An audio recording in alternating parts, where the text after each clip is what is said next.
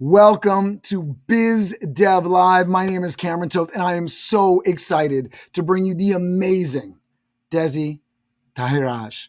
Today, we're going to talk about burnout. We're going to talk about building that growth mindset. We are going to talk about so much around making a positive adjustment to how you approach how you do business. Stay tuned. We're going to talk about it, all that and more, right after the Biz Dev theme.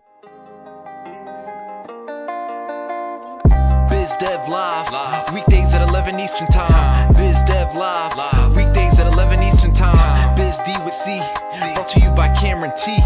Biz D with C, brought to you by Cameron T. This is business development, not even selling it. This is intelligent. If you watch it, I promise you benefit. Leadership and motivation, empathy and inspiration. Leadership and motivation, empathy and inspiration. Biz Dev Live, weekdays at 11 Eastern Time. Biz Dev Live, weekdays at 11 Eastern Time. Biz D with C, brought to you by Cameron T. Biz D with C, brought to you by Cameron T.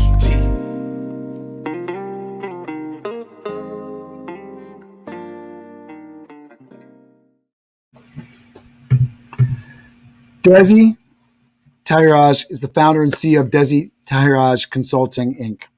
She's improving human performance in business. Desi shares her expertise on transformational burnout coaching, leadership development, team building, high performance, retention, conflict resolution, and training to corporations, institutions, organizations, and small business owners. Author of 2 books, Burnout, What's Next, and Fail and Get Up and Never Give Up. Desi is also a sought-after international speaker and offers various workshops based on leadership management, team building, and cures to stress and burnout in the workplace. Welcome to the show. Thank you so much for being here with me. Thank you, Desi. Thank you for having me here. It's an honor to serve the community in a time of change. That whole world is going through change, and how we can heal our earth, our organization, our people, and how we can show the next generation that we are capable to come out any kind of obstacles that life throw at us. Yeah, it's such a big deal, right? Because they're definitely counting on us. We don't talk about it on shows like this enough, but good leadership is something that it needs to be pushed out there, because there are a lot of young people expecting the world to be a better place than when we got to it, right? I always talk about that with my Toth event staffing services. We'll clean up and we'll leave it cleaner than we found it. And it's good service on the hospitality good side. It's good service on the leadership and development side. Talk to us about, I know you have a couple of books. You provide services. I just read the bio. You do so much for organizations, but just really quickly give us an idea of how you provide services to folks, and then we'll get into your background and your story. Yes, because I work with high achievers around the world, right? From Columbia University for 17 years, I work with 20 different kind of nationalities, and it's extremely important that how I use my experience from lawyer, 10 years at Tirana City Hall in Albania, and blending with the high achieving of Columbia University and Nevada University after that. And I blended after my burnout, which shortly I'm going to speak about, is that how I put success principles that I teach from my mentor, Mr. Jack Canfield, that change drastically the way leadership approach is today, and how we can maintain to be a high achiever in the same time, but to not get burnout and to be stressed and to have that. So there are a lot of potentials in all of us to share on that. In that case, I take a different approach with every single company, organization, because different companies have different issues. So based on them problems, I tailor my training or my coaching as executive coaching, or learning and development for them employees, because two major things there are in organization to come to a stage that they need to reinvent themselves is behaviors that incorporate in the companies and processes the companies have. So those two is extremely important. In that case, who does processes? People. So in that case, in my teaching, I use my formula, which is the purpose, people, processes, and performance. So this kind, and I have tailored it in a different ways for different everybody, because not everybody is the same and in the same level of awareness. Absolutely. And what's really driven your mission and your passion around developing people and institutions this way? Well, you see, normally burnout happen to for many various reasons, right? So for me, especially as a woman and living and growing up under communism repression in my country, is a kind of jail that we was in, that we didn't have no right to go to school or to get married or to get job. So nothing. So you feel like in the organization or other people from different cultures bring in a workplace them perspective. So for me, when I see my sister, they didn't give to school and cry every day, I put a shield in front of myself that everyone who come close to me, I don't go further. Why? Because the fear that came to my gain. So different people do not comply with the culture of the company. They have disputes. People don't have with them bosses because the leadership style is different from the people, and the people are not aware. They are closed mindset. They're not open environment who can share. So leadership today, let's say, is changed from bringing revenues to the shareholders to the purpose how you serve your clients. So it's extremely important that how, to me, I link it, because when I got burnout 5 years ago, it was a drastic change in my life because I was handling too much, and high achievers is the sickness of us that we do too much, right?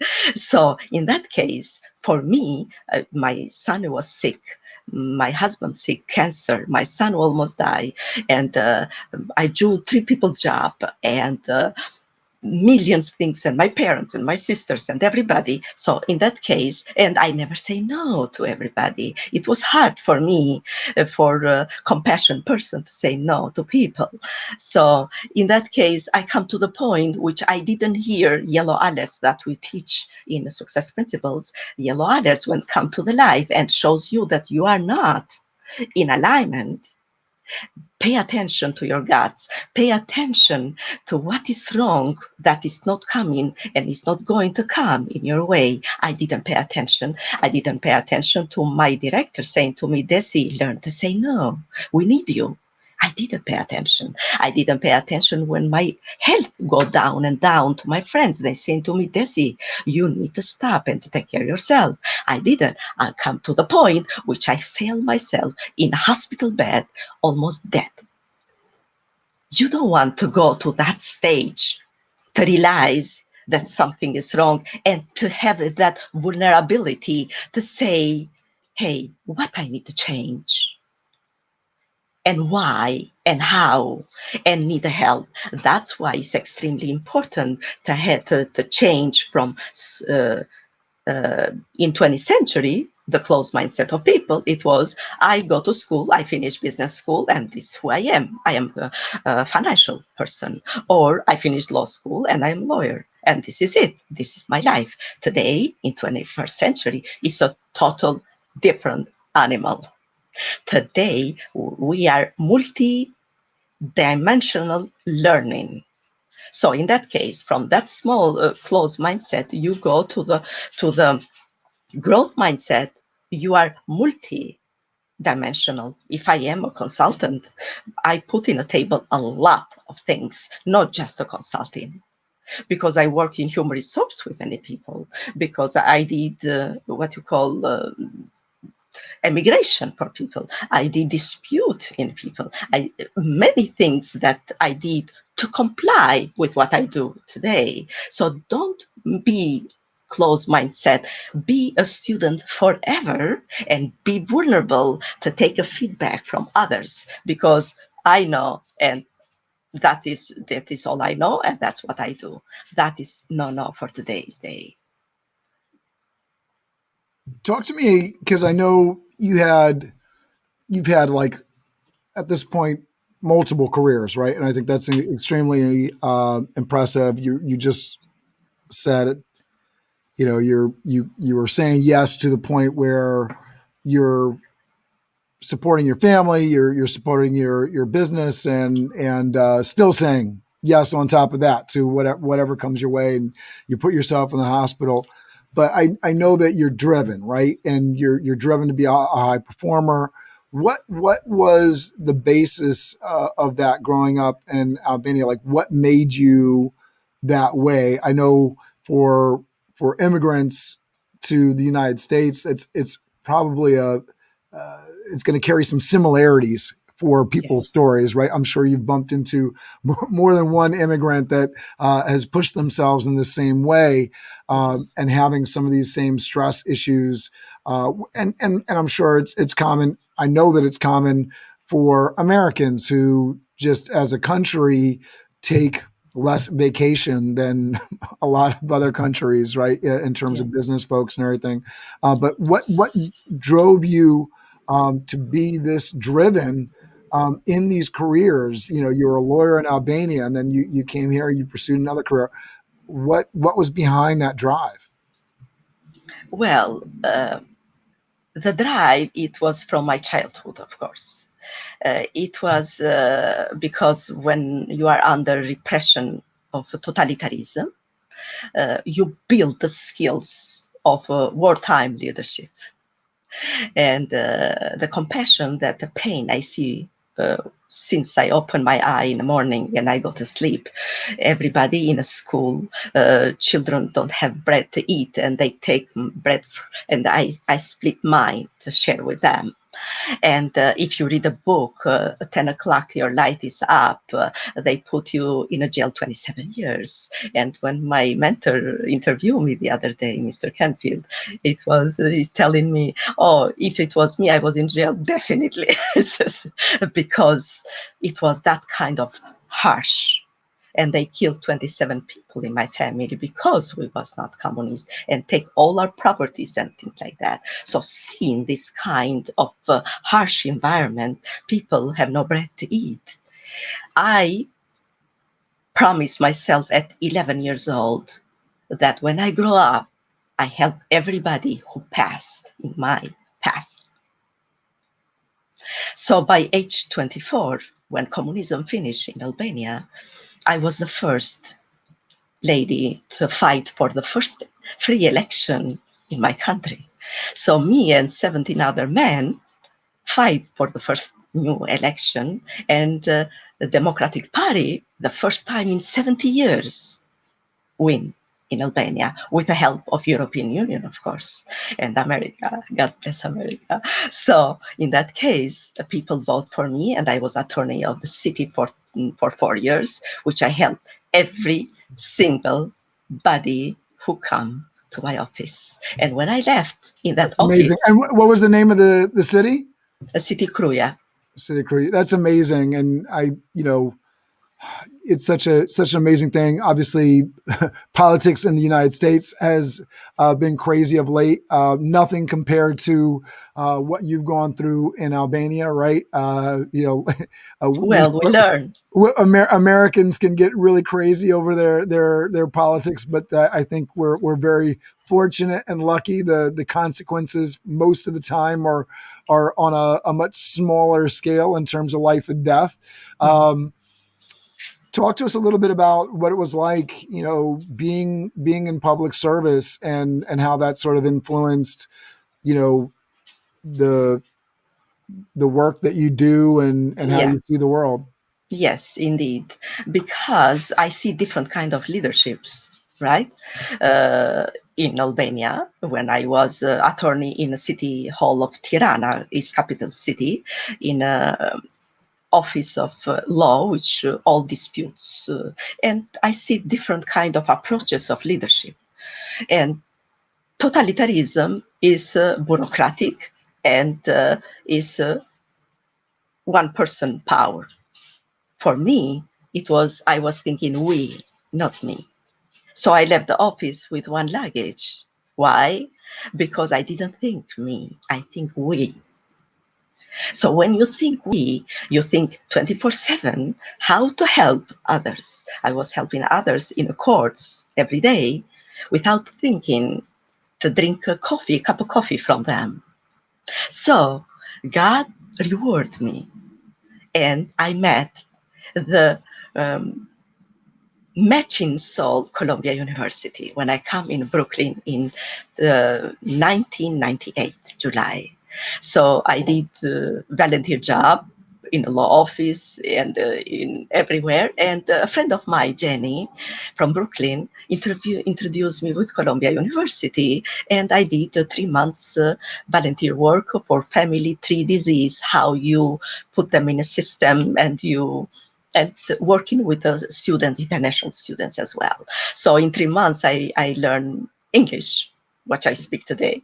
And then they don't want to let me go because I find a job in United Nations, and Columbia University didn't let me go, of course.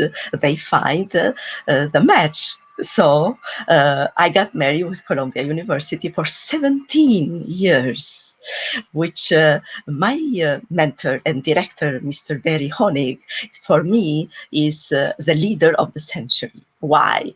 He built leaders. He was giving us all the tools in our department. We go from 12 people in a startup to 150 people. We go from small group to international communication and international scientifically research, which today is the Department of Systems Biology. Why I am who I am today? Because I built the muscles of leadership from Columbia University, and my father, when I was young, he was telling me that this colère for communism is going to end one day. Learn 3 English words every day because you're going to need it. How right he was. I love that, and I think it's something. It's a common theme. I think all around, like the small steps, and sort of instead of trying to like take on this huge project. Like, okay, I'm going to go learn English tomorrow, right? The just consistent process towards a goal, and even multiple goals, right? Just making sure that I have in my day things that I want to do. I think, first of all, I appreciate you in terms of just being willing and jumping into public service in your country. I love the kind of advice and mentorship that you're providing through your story. Talk to me a little bit about, we have some takeaways today for folks. Yes. Building that growth mindset and being a lifetime student, right? Because that's kind of what you were talking about in terms of like learning those words and building your skill set. How have you implemented that for others in terms of building other people's growth mindset and being a lifetime student? Well, the first thing that I do is that's why is the reason I write this book, because the year in Burnout What's Next is not just explain the burnout, it's about the tools that you need to be a high achiever without burning out. Do you need a structure? You need the tools, because self-awareness sometimes is not there because we don't know what we don't know, right? Until we know. So in that case, to have why dispute happen to other people in different in multi-cultural organizations, Why? Because different people bring different perspectives in the workplace. And that when a dispute comes, because someone see from perspective, because your language, your teacher teach you, and you bring all your culture in workplace, and you see the solution or the problem in different light from the other person. So dispute happen. In that case, when I see people burn out in different kind of levels and different kind, I analyze where is missing, because we have our strengths, we have our weaknesses, and we have our blind spots. And Now, many times blind spots happen that we need to address. so because I think that's the perfect way, in terms of providing value to people, right? You talk about burnout. If somebody's in that, they're watching this right now, if they're feeling burnt out, or they've been burnt out, or they're trying to avoid burnout, right? The understanding, like, when you get to that place, whether you call it depression, whether you call it um, just being in a funk, whatever it is. But the idea that burning out, right? You've basically gotten to a place where that passion, the light, right? The motivation to sort of move through to the next goal, to the next plateau. It's just not there, right? I just Not there. feel like I don't feel like growing my mindset right now. I don't feel like Exactly. being a student. I want to, screw all this. Let me go, watch a movie. Let me go book a vacation, like or let me just go hide. Let me go, crawl into the Hi. corner and get under the covers, leave me alone. I'll put my head in the sand, and when the world looks brighter and sunnier, I'll decide to come out, which is not the way the world works for Exactly. anybody for anybody that's going and burying their head in the sand, right? It just doesn't work that way. How do you identify that thing that sort of is going to, you know, build that spark and get Yeah. them out of that funk? First step to build that from, because you get to the bottom, because World Health Organization in July 2019 distinguished the burnout as a medical condition. Means when you are under stress or dispute, or something happened to your life, or you lose someone you love, what happened under the stress? Our brain neurons, because I study that continuously, because lawyer, of course, analytical brain. So in that case, our neurons in our brain fire when high stress is in your body, fire, and then they wire. And then you're stuck in that mood. And then you don't want to hear anybody. You don't want to talk to anybody. You don't want to do anything. You want to stay in the bed.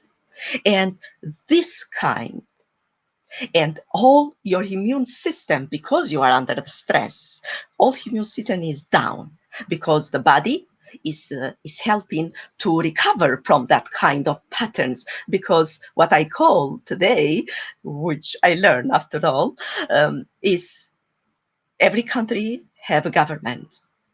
As a people, we have our brain, a government who govern us. Be aware what our subconscious mind, which is 95%, of 5% we are from tests, is giving you the right direction or not. Why?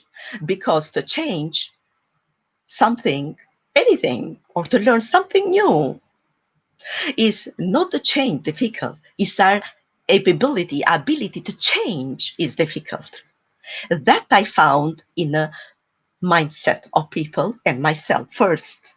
That's why it was laboratory me, then I can teach others. So in that case, I was in that stage, in a fight and flight mood. So in that case, I got sick. Why? Because every single moment in our brain, that kind of conversation going on. And why? And blame and complain and this and that. And we are victims. That victim mentality is have to get out. How you do that is first you need meditation. Why? And breathing exercise. It's extremely important. I was doing that.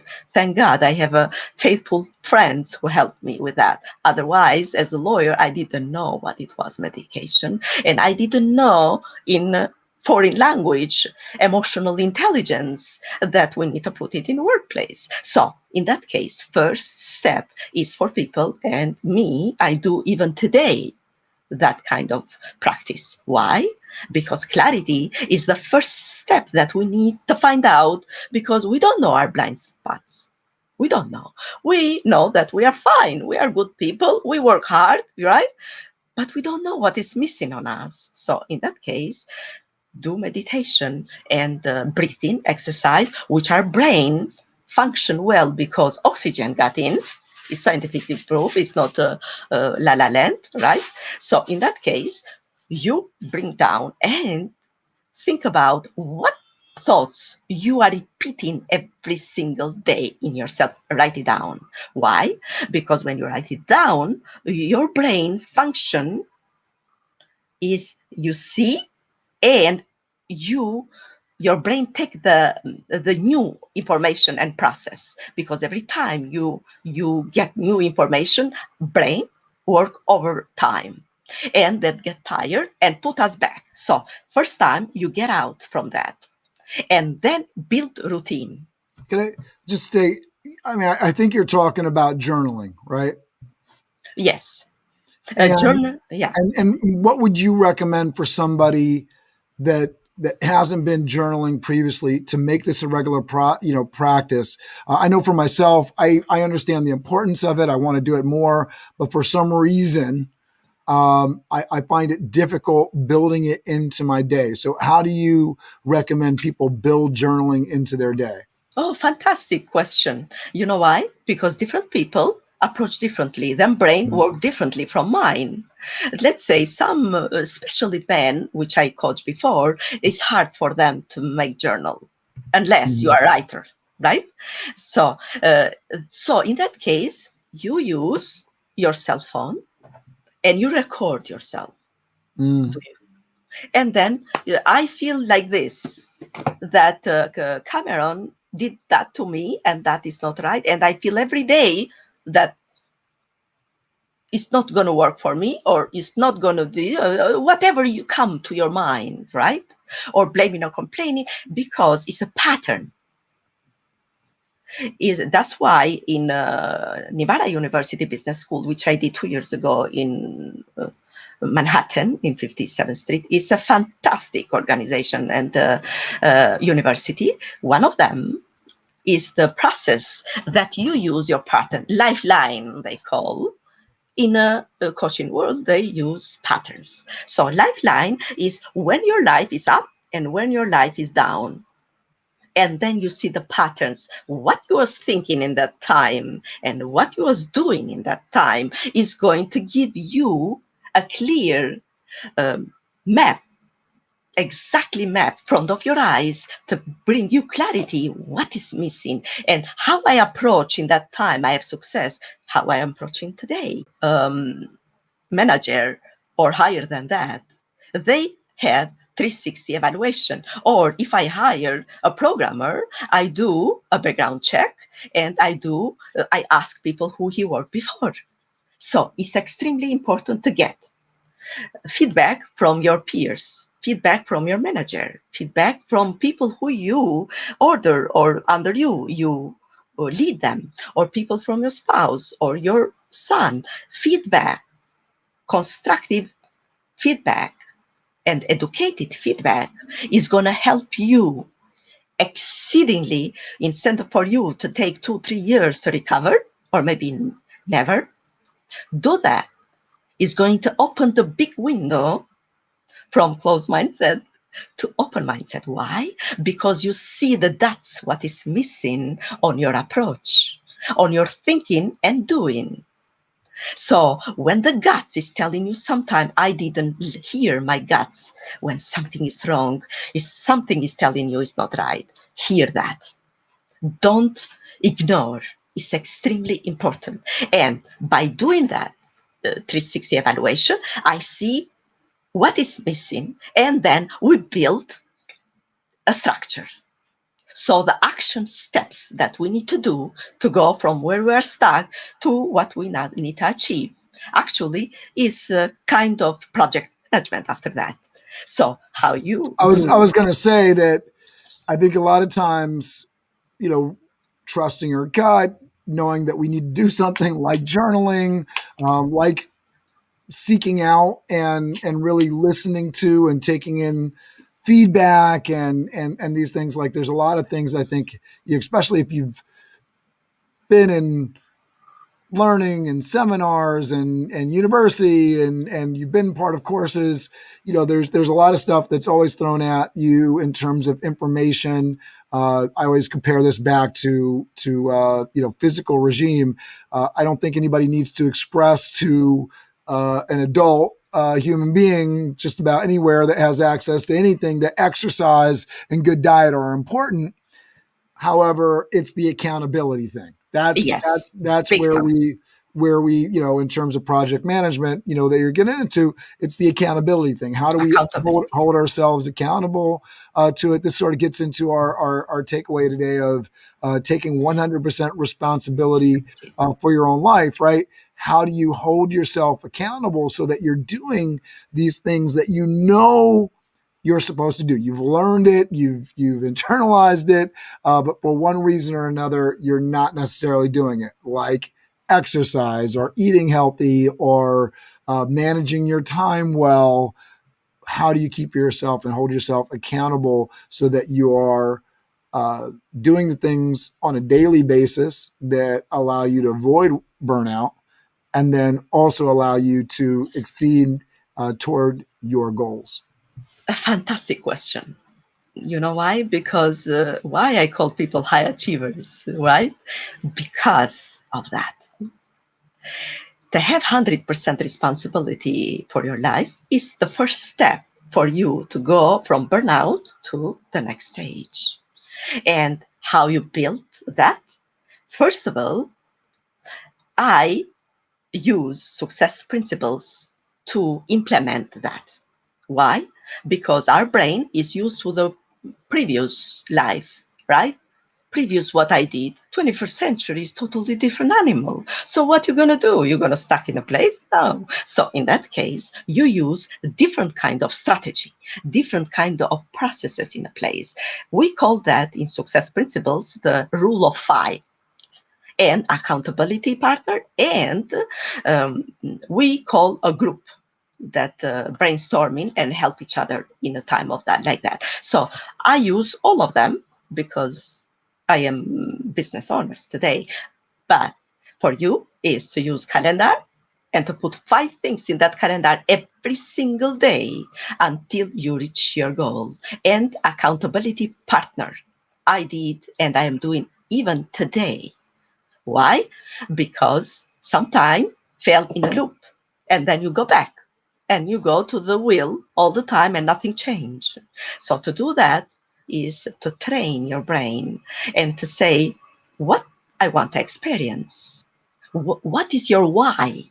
Your why is supposed to be very strong. Why people change? I see students today, they change the major many times. Why? Because they don't know them passion test. I teach the passion test for students. So in that case, you need to find your why you get up from the bed. And don't be a victim mentality and don't think me, but think we.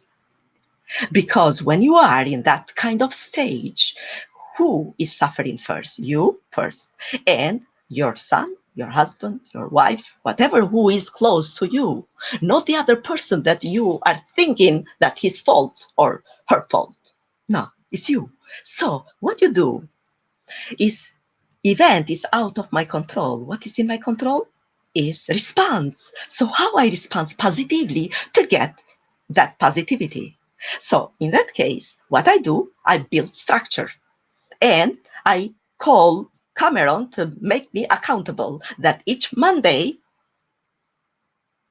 half an hour or 10 minutes or every day, if you did that today, what you promised to do to finish your project or to do exercise or to do meditation or to do anything, or to write a book, you can use this structure for anything you want to write. I write a book for 3 months. Why? I put accountable myself. I put in my calendar 5:30 in the morning to 6 because 5:30 to 6 I take care of myself. So 6 o'clock to 8 o'clock everybody's sleeping. I write a book, and that's why I put it in my calendar and I follow through.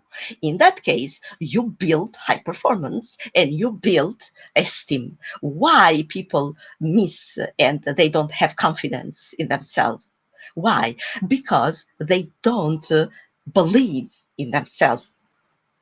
And especially women have that sickness. We are giver because we take care of everybody, right? And in our self-development, we don't have too much time to do that, right? So it's extremely important what routine you put in a place in your family, how and in your lab or in your group or anywhere, because kind of leadership style you are using, that what family you build, that what kind of work environment you build, and that's what people you hire in workplace that reflect your methodology, your style. That's what is the culture you build later on in a company, and that became a small, big, and big company have a big mission. So the structure and to accept help and to be vulnerable enough is the first key in development and in building esteem for 21st century that our children are going to judge us. Yeah, no, I think that it speaks highly to right building that structure and accepting help and making sure that you give yourself permission to reach out to people. I know that was a big part of the last year for me was just giving myself permission to ask somebody to be an accountability partner. And I know, imposter syndrome always pops up. Am I deserving of something? Am I going to be able to deliver something of value for the person that I'm asking? I know a big thing for a lot of groups, and I heard over and over and over the years as I was developing myself and going to seminars and conferences and meetings, from keynote speakers and presenters. Oh, you are who you surround yourself with. And I'm sitting there, well, I have the people that are around me, but I mean, how do I shape that beyond, building my own business and becoming more successful so that I can attract people? But when you get to a certain level of success, you attract people that are lower on the totem pole. It's just natural, right? You're in an organization, you get up to the next position.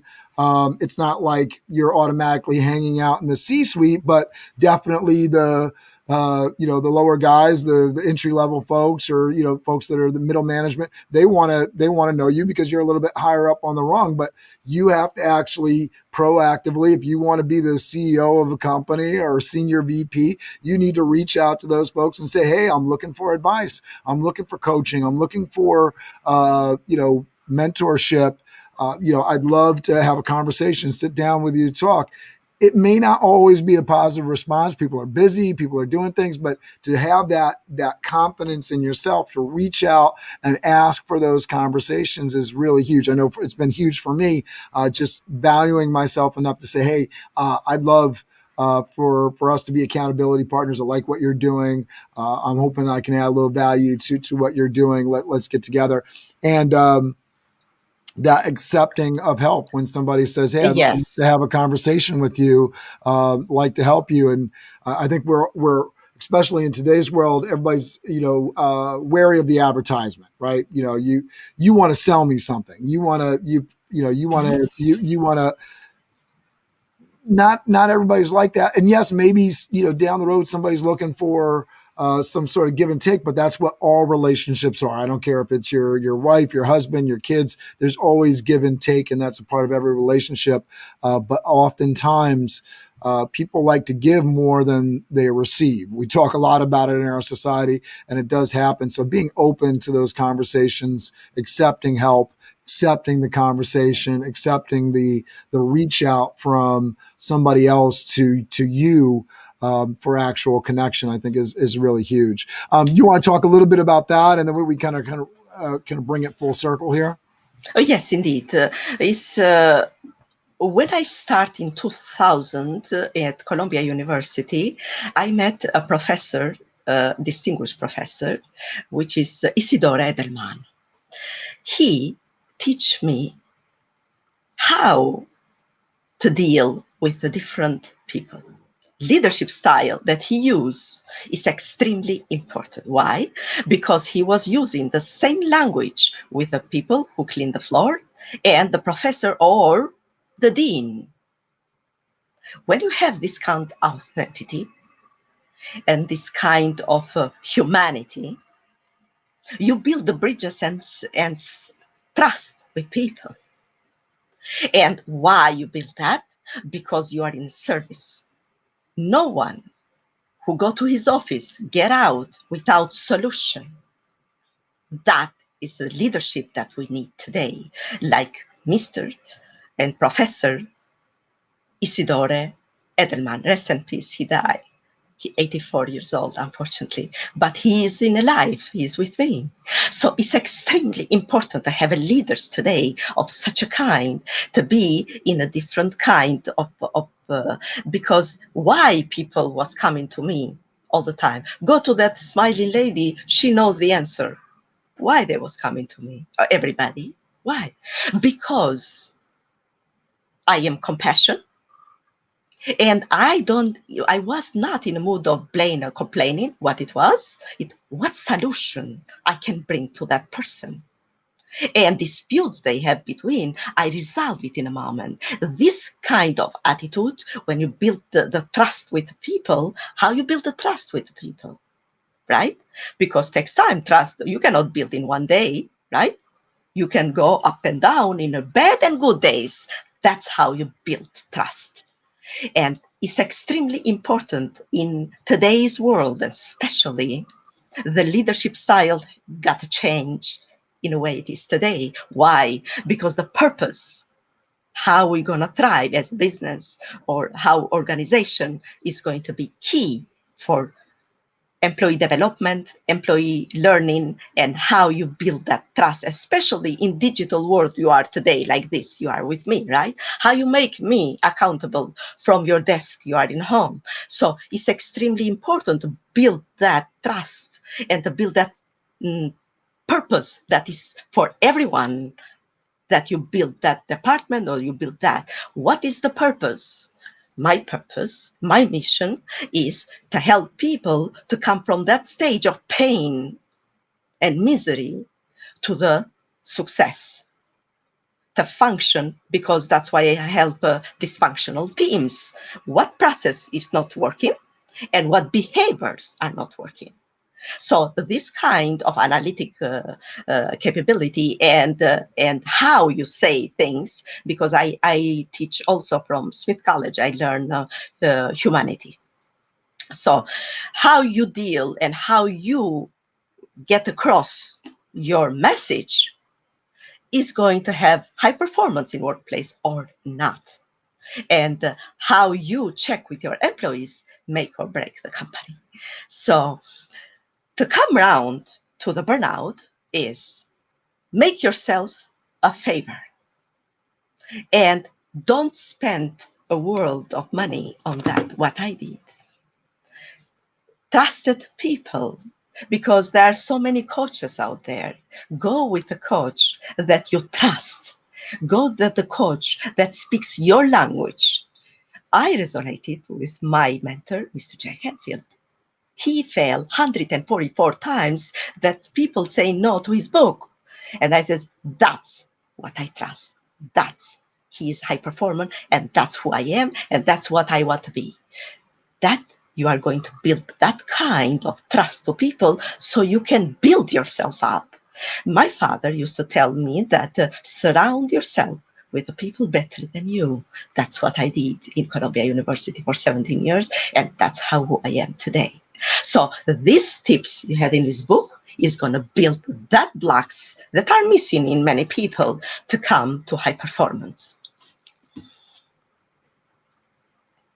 If you have any questions, I am open. Absolutely. No, I think that brings us to the end. I know I have your LinkedIn down below, your website for people to reach out to you. I really appreciate you sharing your story. And I think, the idea of, being able to get ahead of, first of all, I can't say enough, how important the advice. I wish as a younger man that I had given myself permission to seek out mentorship, invest in mentorship, invest in coaching, because I feel like, it's a challenge too. And I think so many people are going through this because you're saying, find a coach, find somebody that you gel with, and that, there's a lot of pieces to that. Can you afford them? Do you guys mesh on the same level? It's a complicated thing. It's not easy. And I don't want to make it sound easy, but it's worthwhile because you can jump into entrepreneurship, you can jump into corporate world, and you can do a great job. You can do an amazing job. You can, check all the boxes, you can cross all the T's, you can dot all the I's, and still feel like you're spinning your wheels and not really getting anywhere. Exactly. Because you're missing out on pieces. Maybe,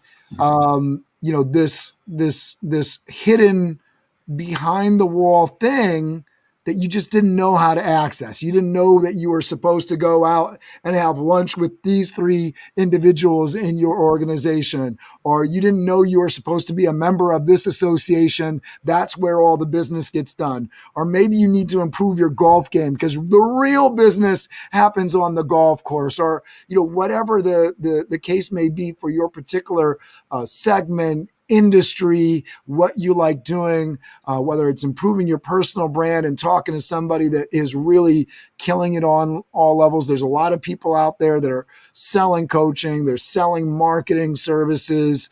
And I know for me, it's finding that person that's a practitioner that's going to level my game up. And just like if you're going back to like kind of the exercise principle, right? Maybe you get somebody that is just the basic, the fat loss, and then later on when you really want to get into the strength training, that's another coach, might be at another level when you can afford it. But getting that and having that accountability partner, like taking these steps, really can alleviate the pain of doing it on your own, doing it all under just me. You really do get to this we, not me place. And I really appreciate you for that, sharing that. Thank you so much for being on the show with me, Desi. Besides the website, which again, down below on YouTube, you can go to the description. You can find it. I know the website is DesiTahiraj.com. There are a lot of information, free information and courses there for you. And take advantage of that. I am here to help, not to take advantage. So go and pick up. It's free. Beautiful. Excellent. So thank you so much for being on the show. I'm going to ask you to say goodbye to everybody, and I'll play us off with the BizDev theme here. Thank you, and a blessed weekend ahead.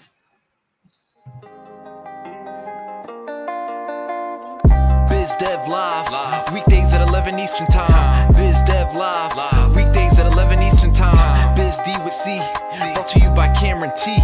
BizD with C, brought to you by Cameron T.